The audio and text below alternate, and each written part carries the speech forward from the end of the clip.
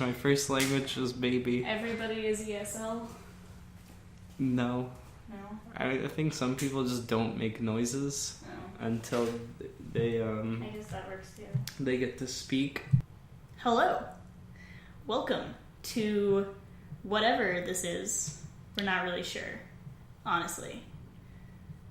I don't have a name for it either. It's hold on, let's try this again. Alright. Hello. And, Hello, welcome to welcome to the Sylvia Ned talk show. You're definitely going to need a better title, but it's running title. It's the running title. Considering that on today's episode, we are talking about talk shows. Yes. Which, take that as you will. That's about as meta as it's going to get. Yeah. It's not going to get... It's not going to get any more interesting either, probably. Just kidding. No, it'll be plenty interesting. So basically, talk shows, right? We listen to them if you listen to the radio, I guess. Who listens to the radio? I mean, I used to. Who drives to work? I used to listen to the radio before, the incident. My radio was stolen out of my car when I was a senior in high school, I think. Yes. Yeah. I had literally just bought that radio 2 weeks prior to it being stolen out of my car while it was parked in a parking garage on the fifth floor. Like a gated parking garage. A gated parking garage. The fifth floor of a gated parking garage in an apartment complex. Yeah. So thank you for that, whoever stole my radio out of my car. And I didn't even know people still did that, by the way. Radio talk shows, they were sort of the first form that we had of talk shows. Radio itself started as like something people would listen to for entertainment purposes in the 1890s, actually, in France, in Paris. Someone like snuck into a theater and like recorded the actors performing their show, and they transmitted it on the radio, and they like told some of their friends, and then they listened to it. The first bootleg. It was bootleg. So are you sure they didn't have like Morse code talk shows? I mean, it's possible if you really think about it. Like, I mean, that'd be pretty slow going. That would be very slow going. You'd be constantly having to translate. Unless you're really good, I guess. I wonder if someone ever ran like a Morse code text adventure. Like, basically, what's that game? What's that? You know, that like DOS game. Zork. Yes. That was it. Zork, man. Oh man. So after the bootleg theater performances were happening in France, in Paris to be exact, in 1906, the first like actual radio show that wasn't just bootleg like theater and crap like that was a guy during Christmas actually like read out Bible verses, and like there was violin like concertos that they had going, and stuff like that. And people actually don't really know if for sure this happened or not. It's just sort of like, oh, yes, I remember I was listening to the first radio show back in 1906 for Christmas. I'm gonna say those people aren't alive Those right now. people are definitely dead. But, I mean, I feel like... They have to be like at least 120 to remember that. They would be. Yesterday when I was teaching small children tennis, one of the kids... like full sarcasm said to me, "Well, you're just a chipper person, aren't you?" And I was like, man. Chipper? I am. Wow. That was a lot for me. Is this kid watching a lot of Scooby-Doo or something? This got the dialogue of This kid is like a boy genius, basically. He's a smart little fellow. You should just like get one of those word a day calendars and just like use them and see how much you can stump him. Chipper would never be in a word of the day calendar. That's not... People know what that word means. If I made a word of the day calendar, it would be February 3rd. After this the 1906 radio this show, mythical Christmas show, this maybe possible Christmas show, World War One brought about the very, very global popularization of radio usage. And in 1920, the Detroit News broadcasted the first news show on the radio.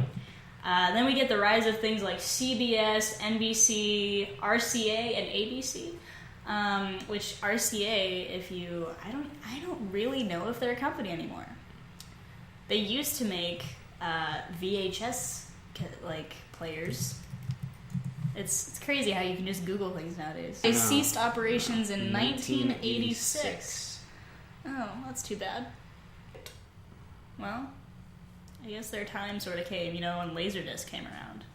Oh boy, Laserdisc. Laserdisc. So after Laserdisc took off, Laserdisc it became the most popular technology Yes. of the 1980s.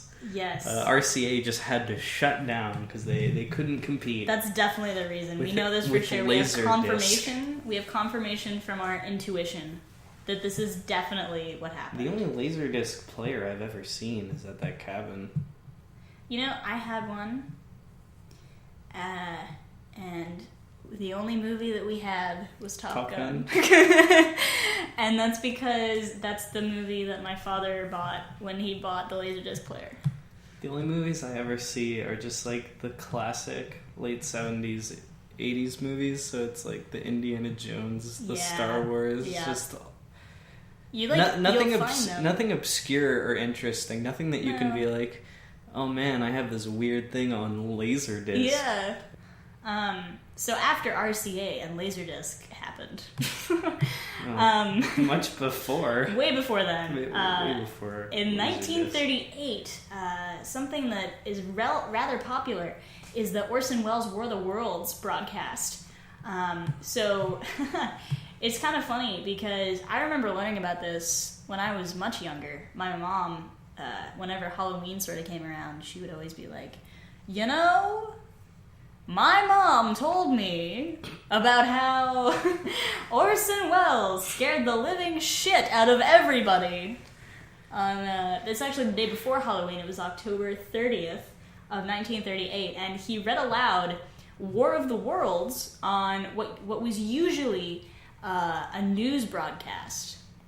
He had his own show that was supposed to be afterwards, where he basically just read old novels and plays and stuff like that. He was a voice actor. He decided to just terrify people by reading War of the Worlds as if it were a news broadcast. I really don't think he was trying to terrify people. I think people It was just a were joke. like, oh, the news is on. It was totally a joke. And just thought they were being attacked by aliens. Yeah. Even though it's clearly obviously a book they weren't narrative. being attacked by aliens. Every time someone says Jackie Chan is dead on the internet, everyone just kind of believes it. He's still alive. He's still good alive. point. He's just not making movies. No, Jackie Chan is dead. Did you know that? He's spending time with his family. Did you know that he's dead? He's alive. Stop. He's definitely You're not dead. funny. Okay, whatever. He's alive. Anyway. Probably. Anyway, so as radio becomes more and more popular, then talk radio becomes sort of the big thing. Amy McPherson talked politics on AM radio, and she would bring people on her show and yell at them, and they do the good old real talk radio things that you do.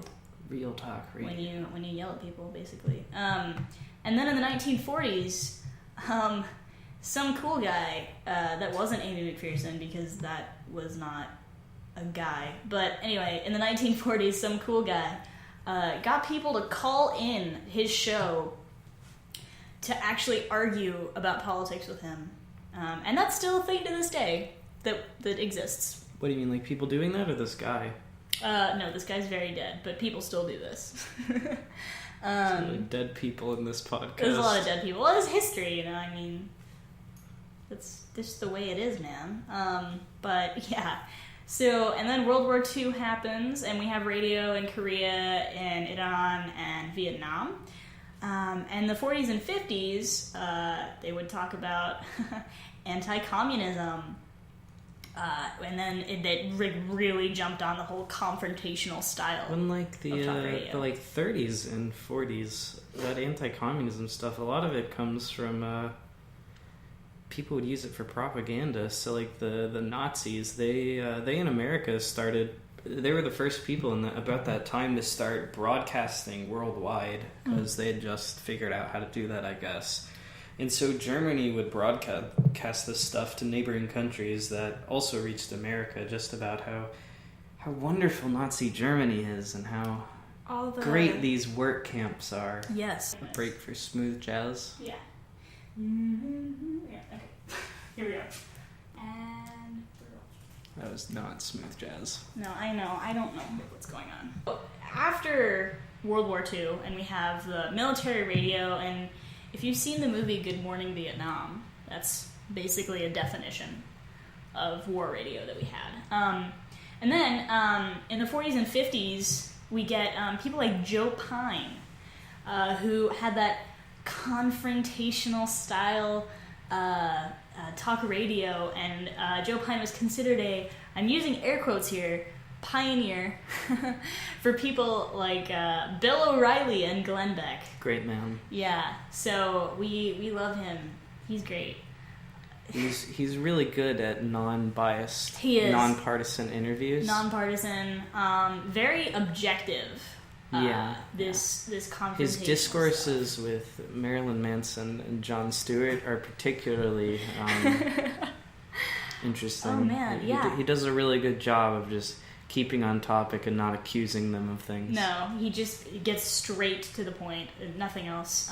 This guy actually himself was an ex-Marine in World War II and saw combat, and his famous insult that he would say to people on his show was, "Go gargle with razor blades." Yeah. So after he got... So he had the radio show, and then it sort of transgresses when we start to get television being a thing that you see in the general American household and stuff like that.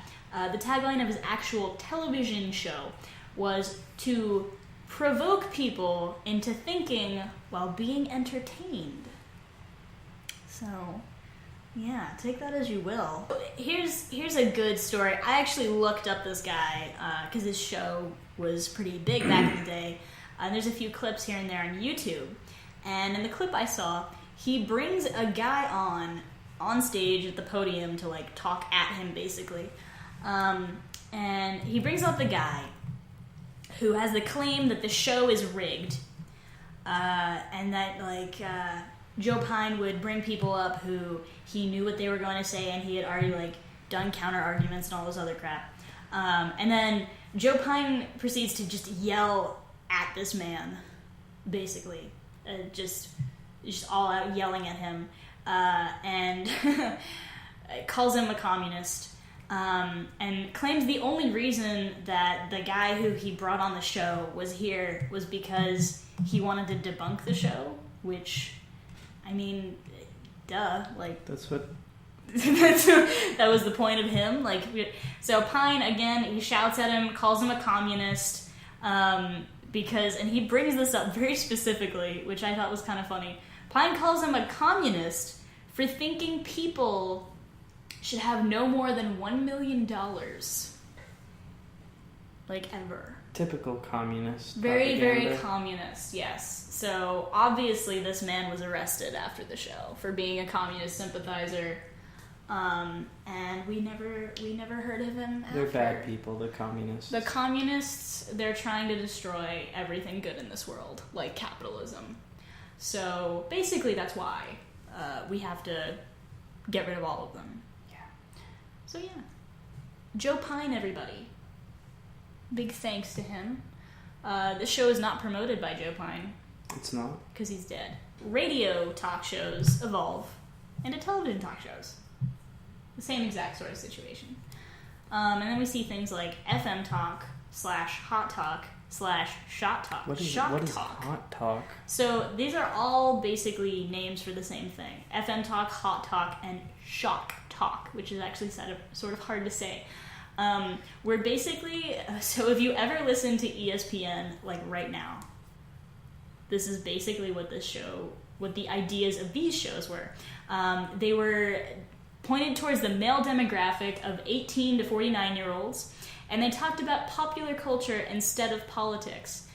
Because I think back then it was easier to sort of have a line drawn between pop culture and politics. Sort of been muddled recently, because, we know everything about basically everybody nowadays. But anyway, so... I don't think anyone knows where Trump gets his toupees.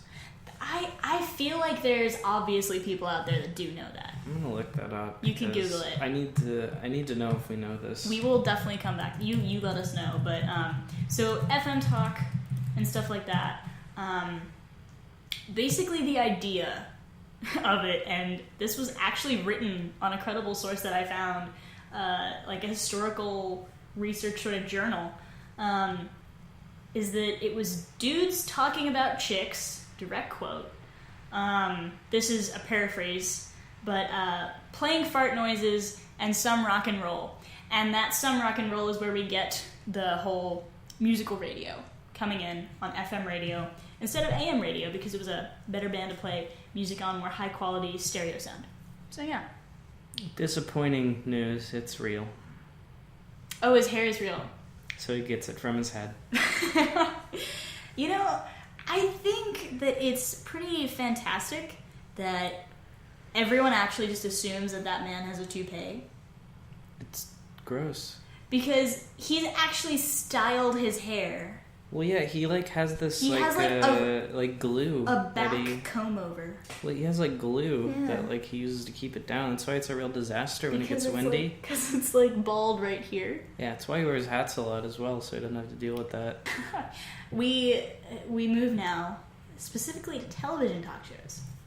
The very first ever television talk show we have is Joe Franklin in 1951.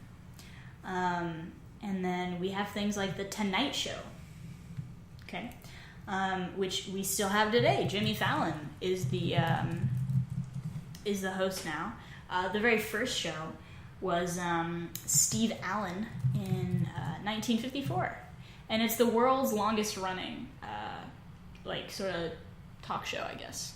And then in the 1970s, we find things like Good Morning America, which are tabloid talk shows, and they're morning talk shows, very specifically.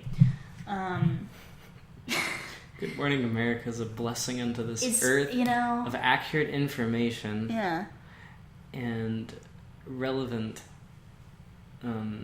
news. Yeah, I think I don't watch morning talk shows, usually because I'm not awake at the time, but also because why would I do that to myself? But I think USA... not USA Today. USA is a network. No. It's it's another morning. There's a million morning shows, but I think technically The View is also a morning show. That's The View is also Fox and Friends. Wonderful. I think is also one of these. If you want to go full spectrum there. Morning talk shows can only be eclipsed in greatness by daytime television talk shows. Well, and then, and then we get to stuff like Jerry Springer and Oprah Winfrey. And those are primetime shows. No. Oprah Winfrey was a daytime television show. That makes a lot of sense. So is Ellen DeGeneres. So is Jerry Springer. Dr. Phil, Dr. Oz. All right, so we still obviously to this day have television talk shows, as you know. Also radio. And radio talk shows, yes. They're still very prevalent. I don't know about those Morse code adventures. No, but probably someone will get back to me on that, I'm sure. Yeah. Someone will in the comments be like, hey, so my grandfather, No. But anyway. So I guess one of the more modern forms of talk entertainment is actually what we're doing right now. Podcasts. At the turn of the century, this past century, not the one before, people usually referring to the 1900s to the 2000s, not usually when they talk about that, but that turn of the century brought about the invention of the iPod and other portable media devices, which was basically a huge game changer. The beginning of the end, as it were. Yeah. Adam Curry, specifically, was credited with inventing podcasts. And who is Adam Curry? MTV. MTV's Adam Curry. MTV's Adam Curry. Yeah. He's considered the podfather. And, that both sounds, very futuristic and terrifying at the same time. Like he's out of some kind of sci-fi horror film. He's the podfather. He's some kind of like he births aliens. He's in charge of his local hive mind. Yes, correct. Yes, that's exactly what it sounds like. Or he's the one that goes out and implants the weird little snake things. People who listen to punk rock. Yeah, he's the podfather. Oh, that's so weird. And Sonic Youth. Yes. Throw back to Nesta there. But anyway, so the point of this whole portable media is that anyone could talk. Not that you needed to be qualified to have a show before. I think more importantly is that anyone could listen wherever they were. Because the problem was you couldn't watch daytime television if you were working. Very true. A lot of people couldn't necessarily listen to the radio while they're working. Mm-hmm. So you'd catch the morning stuff when you drive in from work. But after that, sometimes people would just turn it off. Mm-hmm. But now it's you could kind of listen to it whenever, wherever you want. Yeah, it's accessible anywhere, at any time, to anybody. Unless Except maybe you're... underwater. Well, no. I think North Korea, you're a little out of luck. So North Korea is basically living underwater. If it's already on the iPod, I think you're okay. That's true. If you sneak in an iPod with a bunch of podcasts on it. I think they're okay. I guess that's true. The first sort of podcasts that we see coming around as shows that are a regularly scheduled event are things like the Dawn and Drew Show, which was a married couple just sort of telling about their daily life. They just talked about their life? Yeah, basically. And then Daily Source Code. I'm sure some of you have definitely heard of that one. Night Vale, one of the most popular podcasts ever. Also super cool. Pretty big fan myself. This American Life. Serial, Nerdist, and mostly NPR-owned stuff. I already listed a few NPR things in there. But yeah, NPR sort of has that, not really a monopoly on podcasts. Obviously anyone can make a podcast, but NPR really... NPR draws a lot. They do. So it's NPR is really one of the biggest things that you see nowadays, podcasts. Yeah. And then, after podcasts... Obviously, at the same time, kind of concurrently. I would say it was a little bit after, because podcasts came about in the very early 2000s. Well, yeah, I guess if you're talking about but after podcasts sort of start to get the ball rolling, and we see really the spring of the internet, you get stuff like YouTube, very important for things like talk shows. Because YouTube, we got all kinds of stuff going on there nowadays, but the very first ever YouTube video uploaded was me at the zoo in 2005, same year that YouTube launched, and it's pretty amazing. I think that video is uploaded by one of the creators. Probably, yeah, it is uploaded by one of the creators before they sold, to Google, but it's literally a video. I think it's maybe not even a minute long. And it's a guy standing in front of a cage for a bear or something. And he's like, "This is me, and I'm at the zoo." And that's it. That's all it is. And it has a lot of views. After me at the zoo, you see things like YouTube gaming pop up. So... Oh, this is me. I know all about this. This is all you.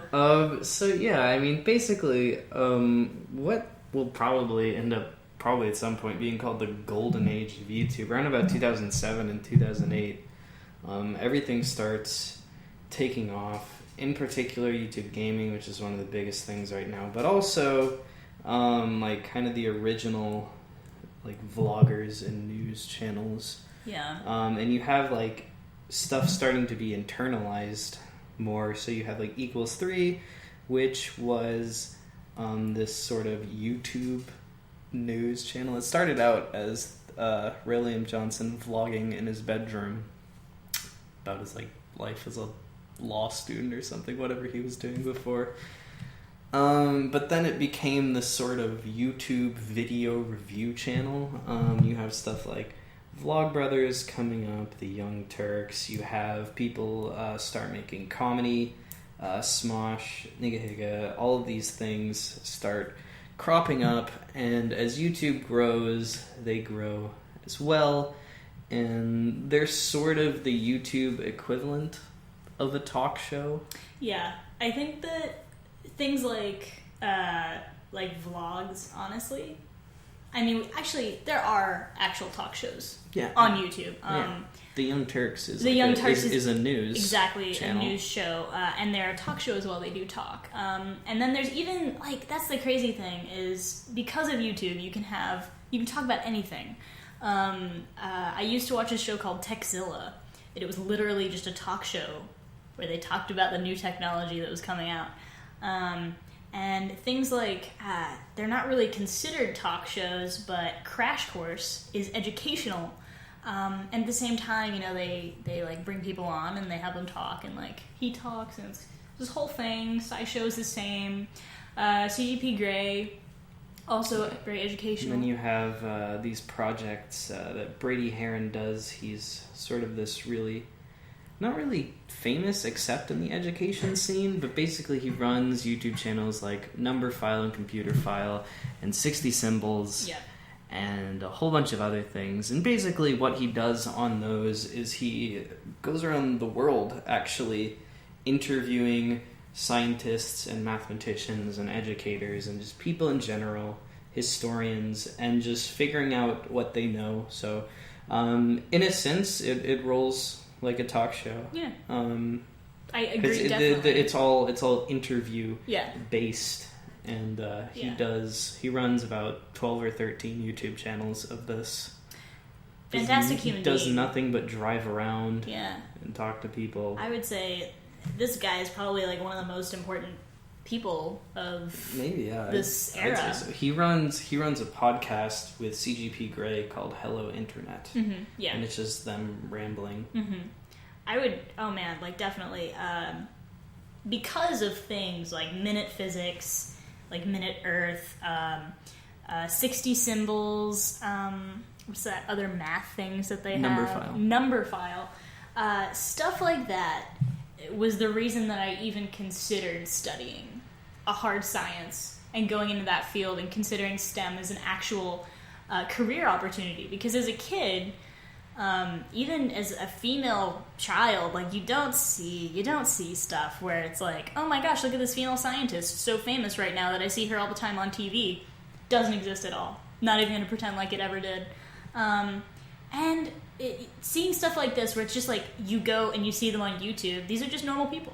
And this is what they do for their living. Yeah, that was they do science. One of the great things about the YouTube education scene, if you will. It was a bunch of teachers, it was a bunch of people with like degrees that they weren't using.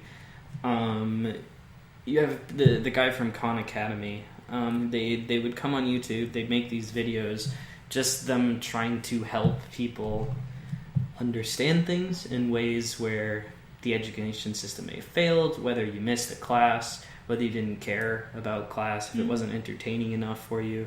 They're often more lighthearted, bit more visual, bit simpler. And then definitely more visual, because a lot of times they have animators doing things, all that lovely stuff, and just this wonderful group of people who are trying very hard to get people to learn.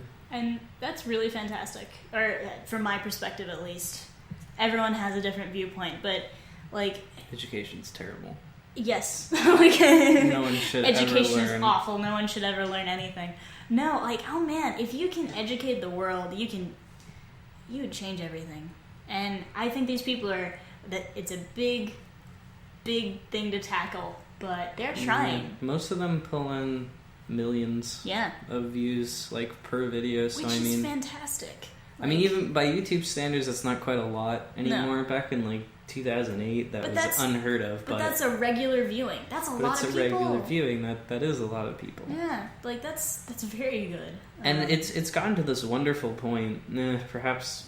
It's wonderful in one sense and terrible in the other, where teachers of, like, high school and elementary school will like show them in their class, or at the very least, if they're not unprepared, they'll, like, tell the students to, like, go home if you need help, watch this. It's really great, really helpful. Yeah, and that's true, and it's a big thing now. That's probably how I even remotely passed the first semester of AP Chemistry that I took. Yeah, A-Push. That too. Oh my gosh, A-Push, holy crap, yes. AP US History, for those of you who are not in America, they're basically college-level courses where you take an exam at the end of the year to determine whether or not you get college credit, maybe, for the course. And you definitely, things like, oh man, Crash Course, specifically for my college history course that I took in high school, basically, and then SciShow. Oh my gosh, SciShow was so helpful for my AP Chemistry class. Like, things that I never even remotely comprehended. All of a sudden, were in complete clarity. I could see it, and I understood it, and it was fantastic. So, a huge thank you to all those people out there who are trying to help educate the people who have been let down by their education systems. Let down, neglected. Yeah. Or it could just be, or maybe they just being lazy. Missed it out when they were in school, and maybe now they want to learn. Any way that you're doing it, you're getting an education. Any way that you're not being educated, there are now other ways. There are now ways to be educated. To educate maybe yourself. That's the way of the future. Maybe. Well, CJP Gray has a video in which basically he theorizes that like high school level teacher or a certain level teacher will become obsolete because you'll just have this computer program that can fully teach you everything you need to know. Yeah, there's, oh my gosh, like, if you look at any sci-fi... I'm just waiting for when we can download things into our brain. Yeah, we'll get there maybe, hopefully. Maybe then I would really be able to do chemistry. That's the only time. That's like a chip in your brain kind of thing. Yeah, that's too bad though. Another scary. Yeah, oh my gosh, like if that ever does happen, I don't want a chip in my old brain. farts are gonna be like, back in my day I had to actually learn it, I'm not getting a chip in my brain. No, that's terrifying. I don't want someone to hack my motor functions. We've seen too many episodes of Black Mirror to ever want too many episodes of anything. Any kind of like little thingy in the back of your head. But oh man, yeah, no, YouTube education, definitely very important part of YouTube and the talk shows that have come about from that technology. And something that we are just sort of on the cusp of still to this day is really coming about way more in the past few years, which I never thought was going to happen, is streaming. Like, streaming, because I feel like it's a step back. It feels like a step back because, like, TV, that was the problem, was you had to be there. But the thing is, the streaming originally came about, or rather, really came to power with gaming because, and the reason that happened is because a lot of times you want to play a game, people would want to watch it. Yeah. Why they want to watch it, God knows, is for whatever reason. It's entertaining. People sometimes they watch it for the person. The person is entertaining as they play. But YouTube was not supportive of the gaming community. They were not. They were not allowing them to. Back in the days when tags were really important. Yeah. They were not allowing them to do that. There was back when YouTube had some old sections. Gaming was under the field of pets and animals, I think. What? So I mean, YouTube. I did not know that. Perhaps not purposefully, but they were kind of shuffling them off in a corner. Now it's one of the most successful things on YouTube, but the thing was you wanted to play for hours at a time rather than upload like a 10-minute video at a time, which was a YouTube limit. That was, yes. Unless you're a partner. Gamers would start streaming, and that just slowly grew as the gaming community grew. But also, they streamed because TV didn't want them. So when you have the rise of gaming competitive scenes, and pretty much anything you can think of, sports games, which are now televised on like ESPN3 stuff. That's true. Sports games, first-person shooters, things like Pokemon, even things like Magic the Gathering, Yu-Gi-Oh, all of like the card games, everything. They'd stream these on these websites because people wanted to watch them for the same reason that people watch sports. But TV didn't think they were good enough, so they sort of created their own TV. Yeah, and I think that also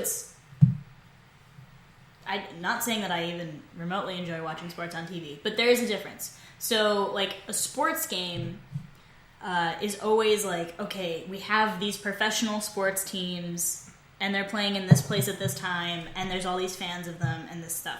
But with streaming, you can have, and you mentioned this earlier, you can have someone like you or me go on there, like on Twitch or something like that, and stream our gameplay. And no one has to care, but we can still do it. And then at the same time, like you said, ESPN3 does actually have. But you also have professional these sports level events. That's true, like with Smite, right? Smite and League of Legends Worlds, CS:GO. You have these games when they have tournaments, when they have big things. Yeah.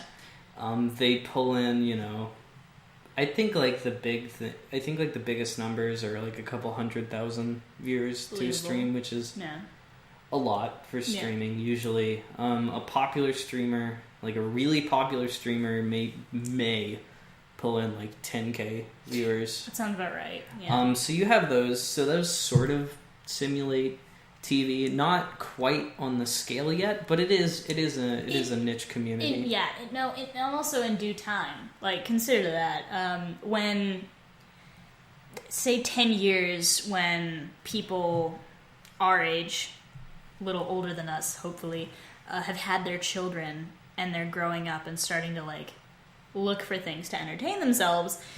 They very well may be looking at things like Twitch, Periscope, be like, oh, who am I going to watch today? Something like that. And if you really look at it, it's like, oh, well, my dad used to stream, or like something like that. Back in my day. It's really weird to think about, but what you haven't quite seen yet. Now, I think actually, maybe a few weeks ago, they added the talk show channel sort of to Twitch.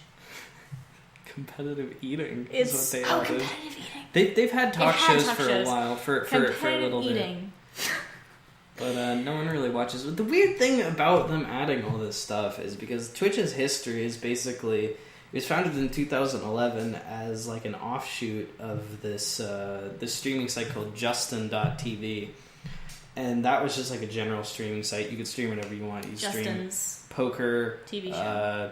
Competitive eating, yes. Video games, that's where people used to stream video games. But then they founded Twitch, and only focused on games.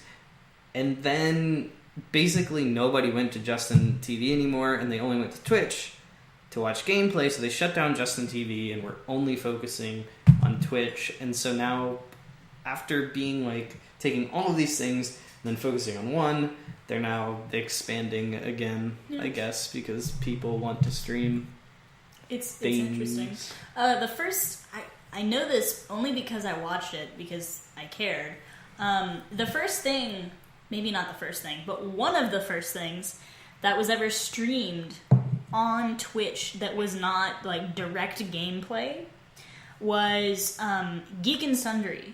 The website, YouTube channel founded by Felicia Day and I think Will Wheaton and a few other people in that sort of group had their it was a fundraising event for someone they knew had some kind of awful disease or something like that, and for 24 hours I think was what they did.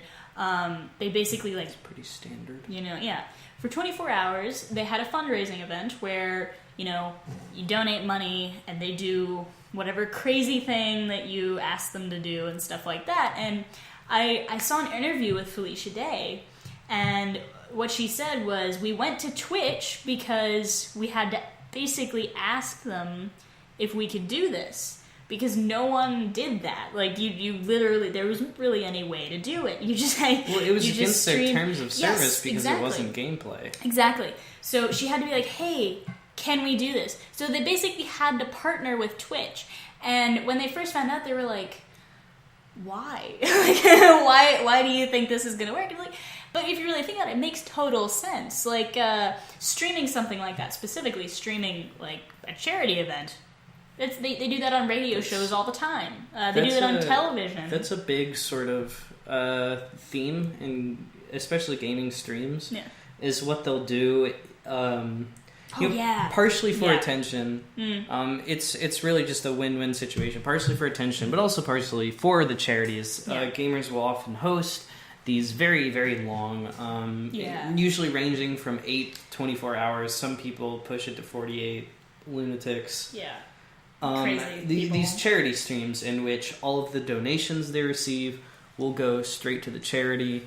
All of the funds that they make during that, or a portion of them, will go to the charity, and that's this very unique thing to gaming. I think that a lot of people didn't really that sort of came out of YouTube and streaming. Yeah. That a lot of people didn't really do, but for some reason gaming latched onto that as a good way to gain popularity and also kind of save face. So, and we see things like Twitch and Periscope. Is Periscope still a thing? I don't even know what that is. It's an app, so... I've never heard of that. You haven't heard of Periscope? Nope. You aren't really in the whole, like, this is mainstream media thing. So that makes sense. But Periscope was basically founded so that just people living their day-to-day lives could stream themselves, like, live video doing stuff. And it's really weird. And a lot of people will have it and, like, sort of have shows and stuff, I guess. But I guess it is still a thing. So this is just people who... It's like an app you download on your phone, and you, like, film yourself doing something live, and people, like, watch it, and they do comment on things and stuff like that. Twitch for people who go outside. Yes, that's a very good way to explain it. I would recommend against going outside. I recently went outside, and I'm covered in mosquito, ant, and chigger bites all over my body. That's actually true. He is actually. Do not go outside. No, going outside can be good for you. You get some of that, vitamin D. The sun is good. The sun is good for you. Go outside, kids. Go outside. Please, don't listen.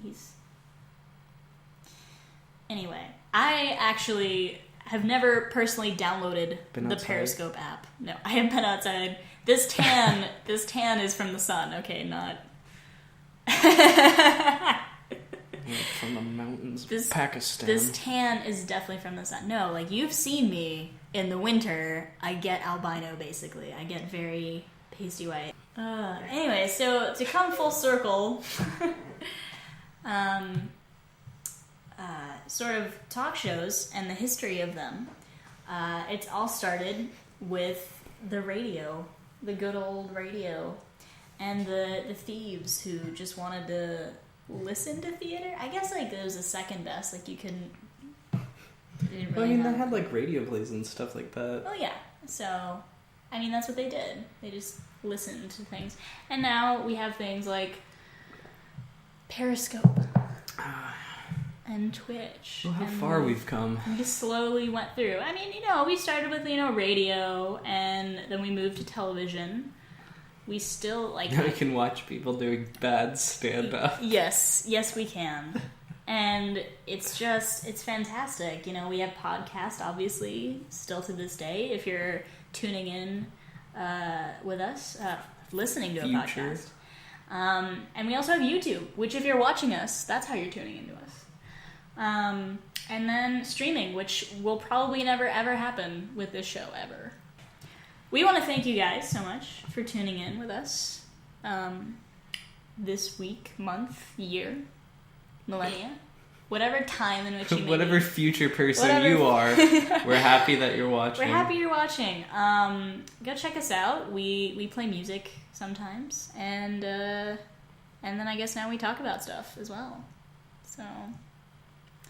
So yeah. I hope you like it, and let us know. If you don't like it, don't let us know.